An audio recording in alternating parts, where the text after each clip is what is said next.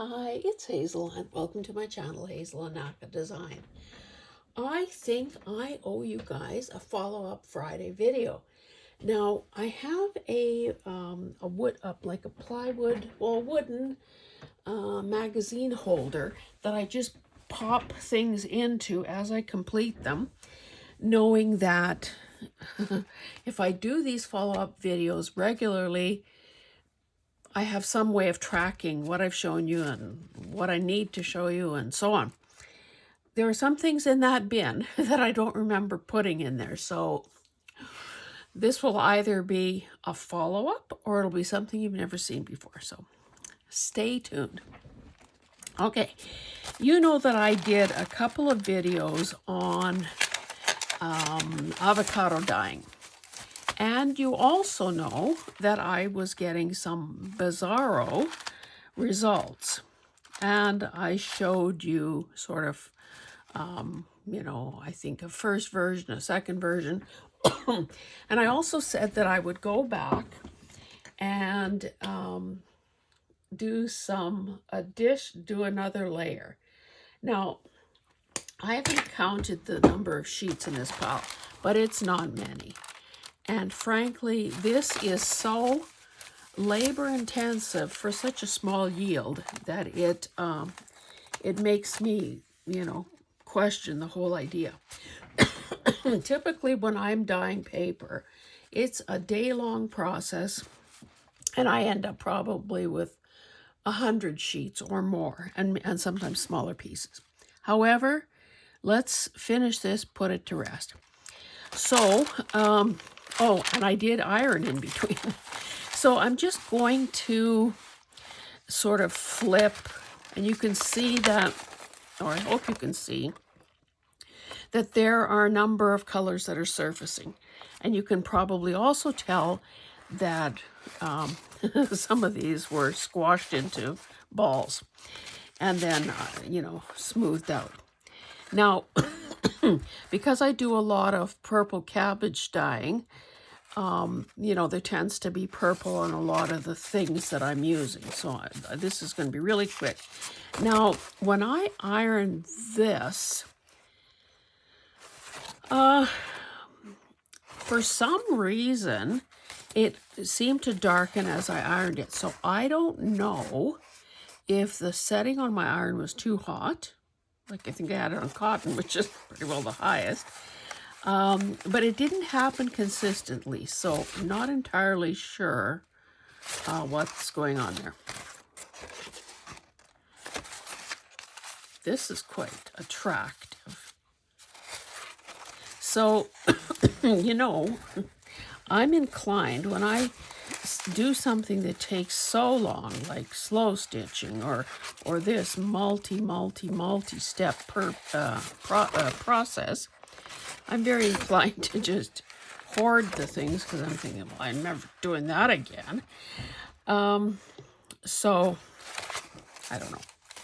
I'm trying to break that habit, but maybe I'll hoard it for a while anyway. So you can see huge color variations.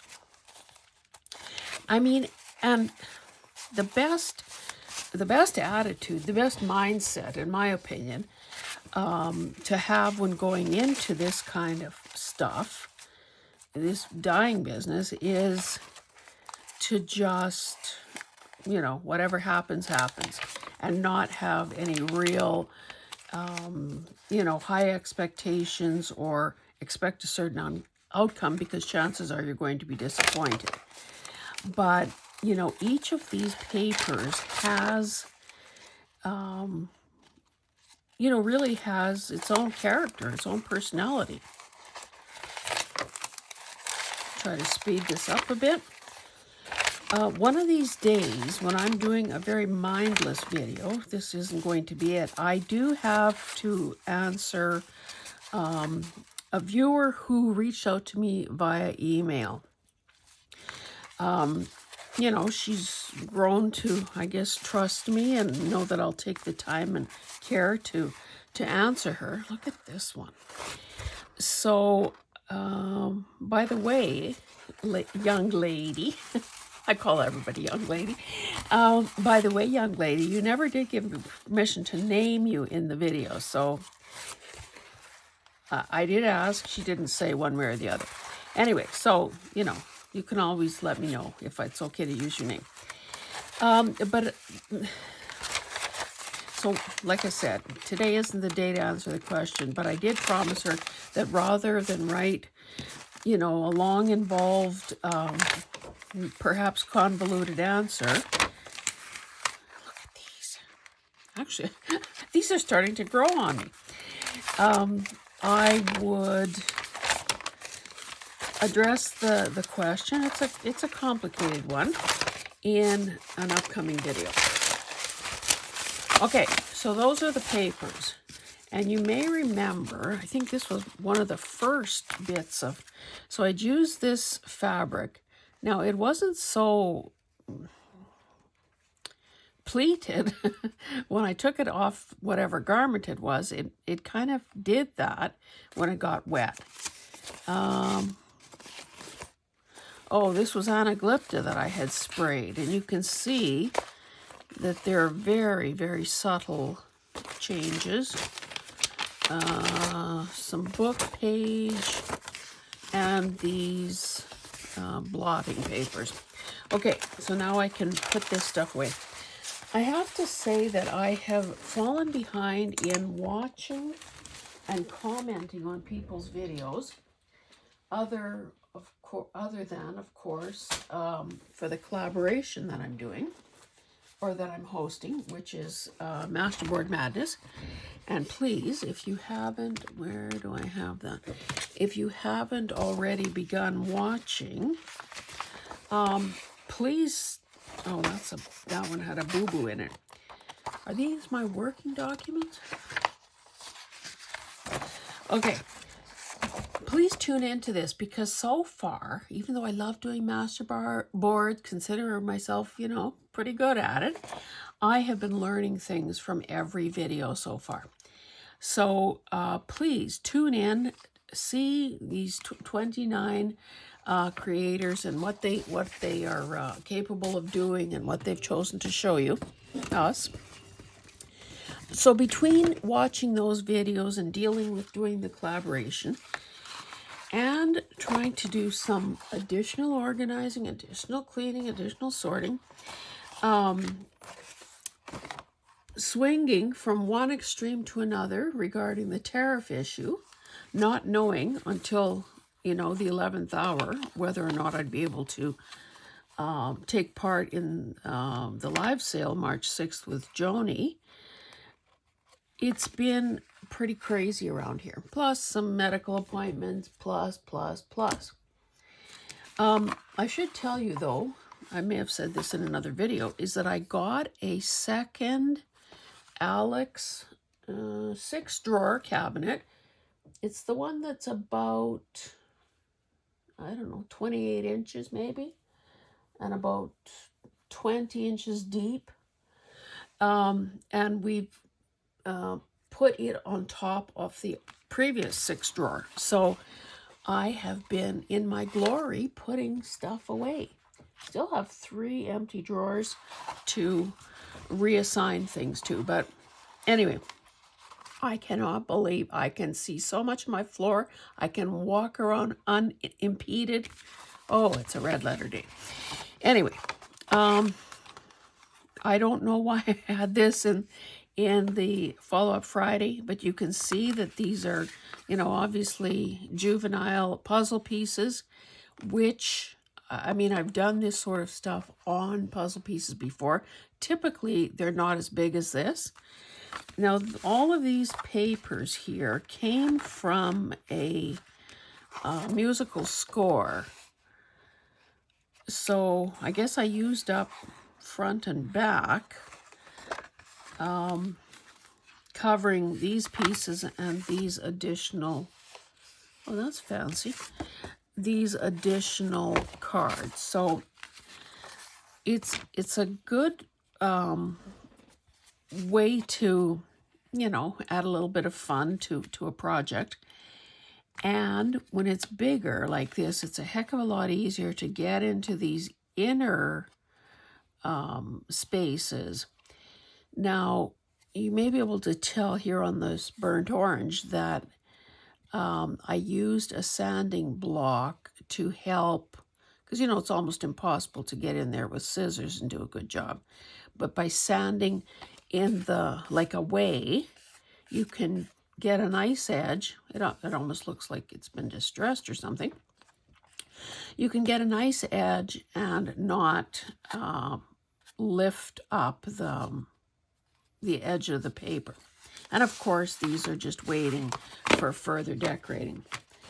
I will say that with the cleanup and the organization, one thing that is, I dread in a way, is that I will be looking at my done ephemera one of these days.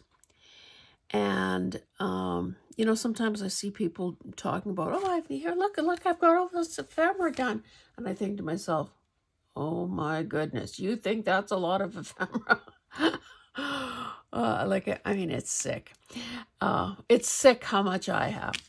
But what I will have to do for that, because it is stored, this stuff is stored, and it's not all there even, it's stored in a huge drawer in an old store fixture type cabinet. And so what I want to do is, set up my camera over there so that I can, really sort and not have to carry stuff back and forth across the room, but really put it hopefully in its final resting place. Okay, I also had these in that box, and the only thing that I can think of is that I must have shown you this fabric. Now, I believe it came from Carol, if I'm not mistaken. So imagine this somehow as a strip of, a chunk of fabric. And you can see that I just randomly chose where to cut these stripes. And I think these are beautiful. They're so beautiful, in fact, that, a person could even just artfully, very artfully, display them in a bowl or, a tray or some sort of a thing. But since I found them at the bottom of that thing, I had better use them. So I'm sure that in this case, I will store these with my ribbons as opposed to with my journal closures. I did a video on that not so long ago. So, okay, there's that. Now, I don't know what's going on here. Other than, this is obviously a Chipotle bag. We're so glad to have Chipotle in Canada.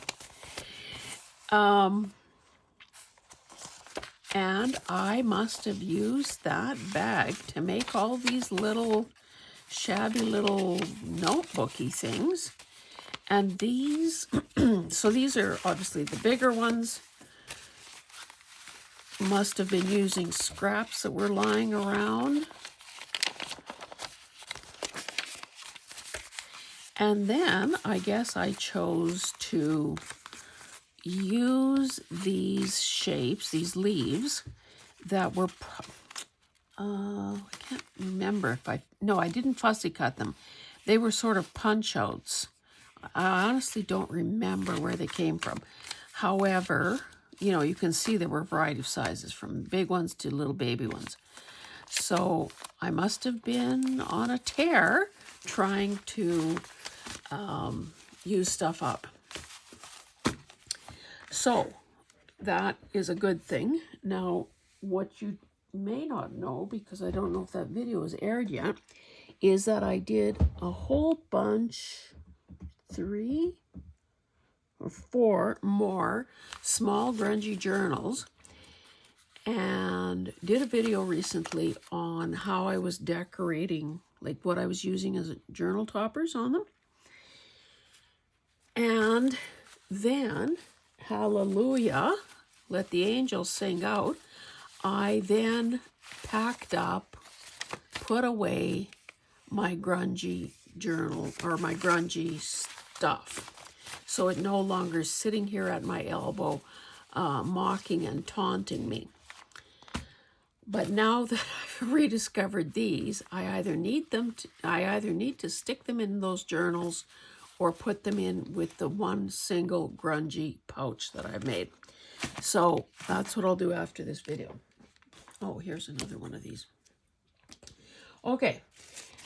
I have two more things to show you. So if these images look at all familiar to you, it's because they were, do we know what year? They were one of the calendars that was available through Dollar Tree. Oh, 2021. And, you know, not exactly my favorite style of imagery, but it is floral, it is watercolor, it is, or at least this is, and it's loose, which, you know, it's all right. So I had all these calendar pages, and I thought to myself, what, you know, I keep handling them. Obviously, I've had them already since 2021. Why don't I finally do something with them? And again, it was just one of those attempts to use stuff that was around me, because the other thing that I've been doing in my downtime is rationalizing the number of scraps that I'm keeping around.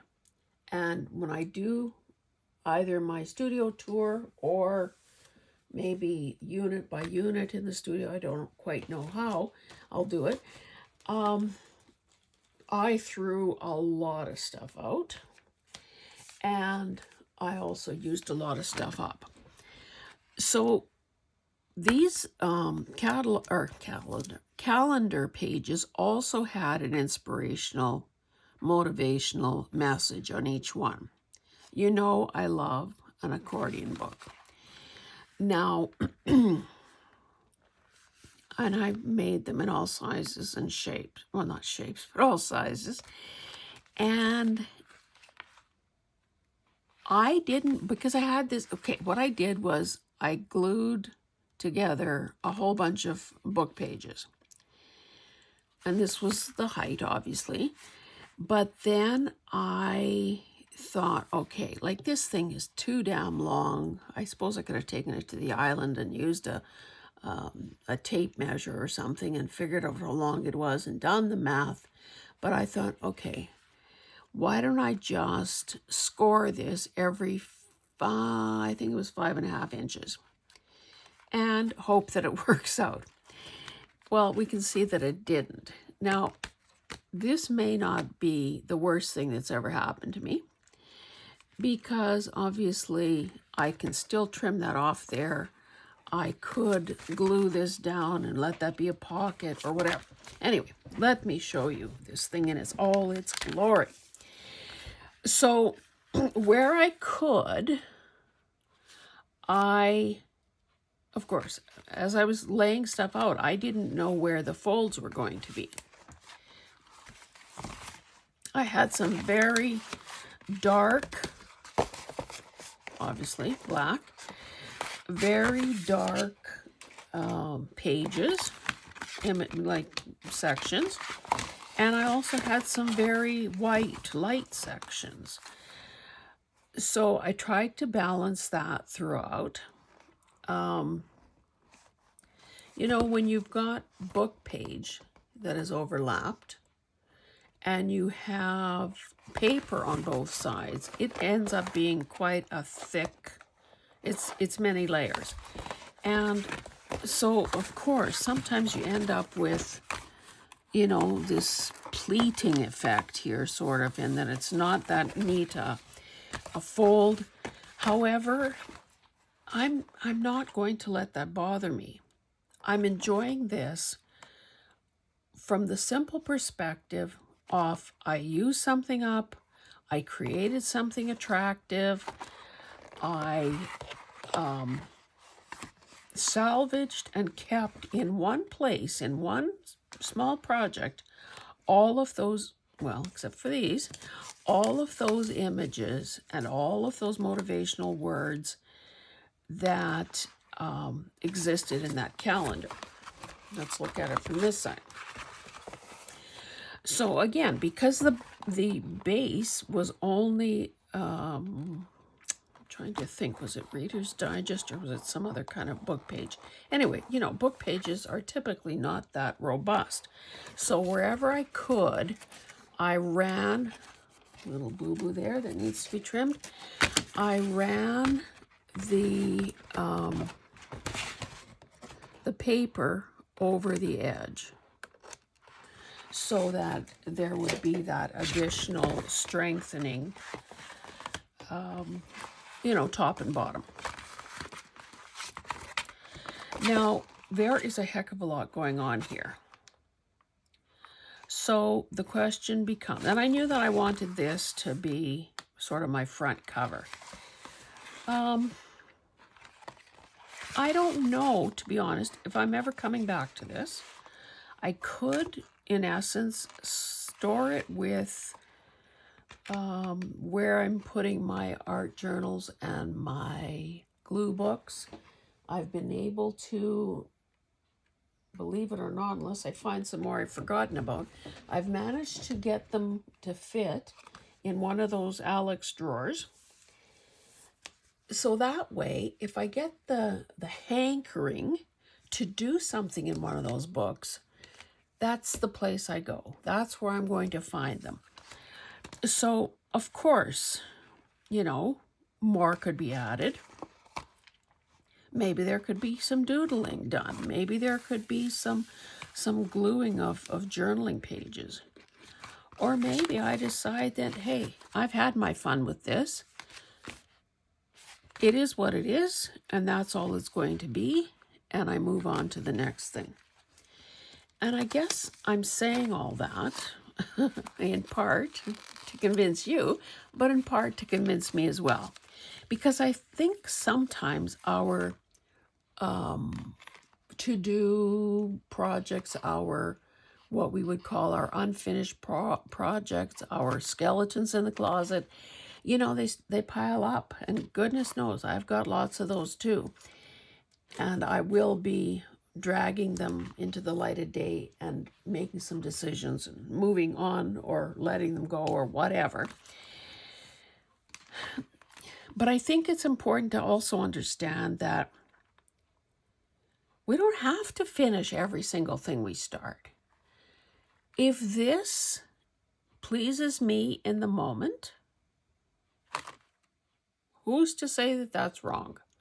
Who is to say that, you know, it's not done until it has a closure and a label and some inking and some, you know, whatever person's belief system is about that. That could very well be done. Okay. The final two things I want to show you are pages out of my binder art journal. Now,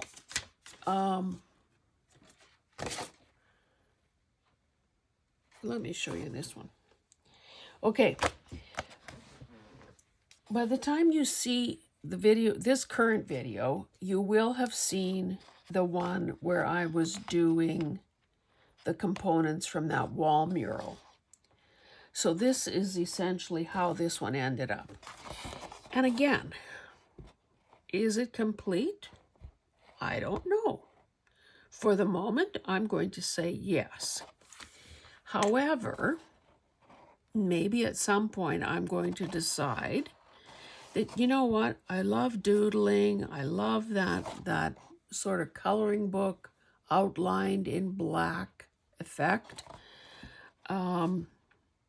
Maybe I'd come across a quote or a sentiment that would just finish this off perfectly. I can come back to it at that point and add it. But at this moment, I'm content to look at this, think it is good,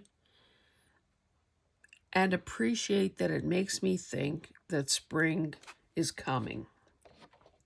That, you know, it will be green and floral again at some point. So I wanted to show you how that turned out, because I know that in the video I only got so far. I was having to still fussy cut some of the pieces out and glue them down and so on. I think this turned out quite well given what I was working with. So there's that. And then the other page that I did in that same book is this one. Now, I don't remember. I don't even know if I've shown you this, to be honest. My memory's good. It's just kind of a little short. Anyway, digital, a couple pages that I fussy cut around, you know, manipulated a bit, and made this flower sort of fill the entire picture plane. This was gift wrap. This. This was a different type of gift wrap, and I don't know whether I don't know if I did that on camera or not. I began outlining the images on this wallpaper. I really love this for a couple of reasons. Number one, I added the gold, which helps repeat this foily look here, this metallic look here. And I like the painterly look of these, what should I call them? Not so much mark making as just outlining, but it's done in a loose way that elevates it. Now, I suppose if I were to look at this with a critical eye, I could say, well, if there's anything that should be done yet, it would be to highlight and emphasize these this focal point. I'm just trying to look at it from kind of my perspective here. I think I'd have to, now that I've shown it to you in this video, I think what I'm going to do is prop it up, and I've told you this strategy before. When I was actively painting on a large scale, sometimes I would prop things up in the living room so that, you know, if I'm walking by and accidentally glance that way, I'm getting a fresh look at it.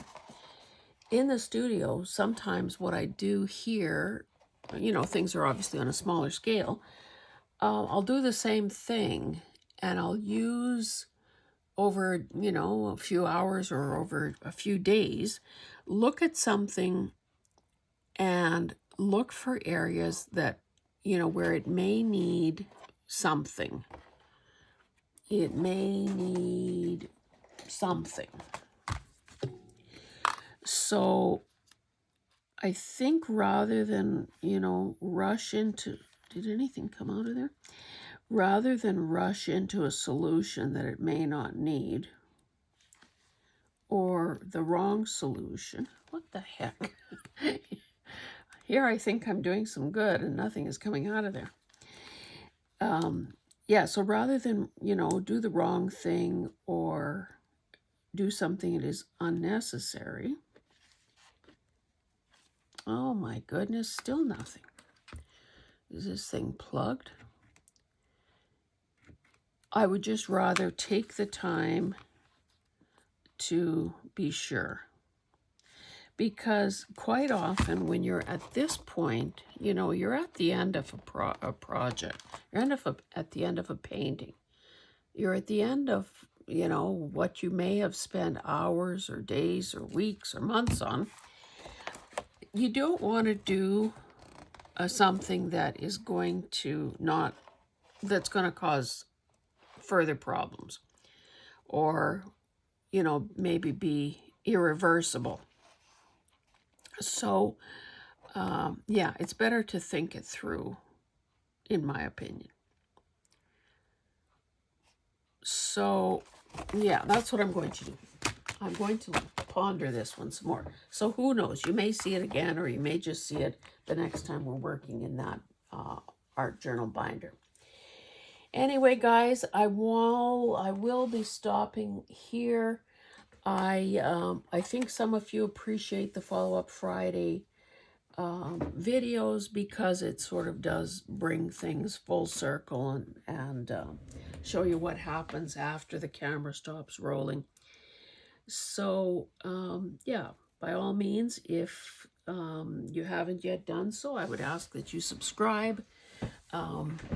It's so nice to be one of the primary benefits, hopefully, to everyone who's participating in the Masterboard Madness Challenge, or not challenge, but collab, is that we are being exposed to new creators, or not new, but people we haven't maybe been aware of before. And we're also cross-pollinating our viewers and subscribers. And viewers and subscribers are being exposed to people they may have been unaware of. So it's the best of, it's what YouTube was intended to be, I think. So thank you again for being here, and we will see you in the next one. Bye.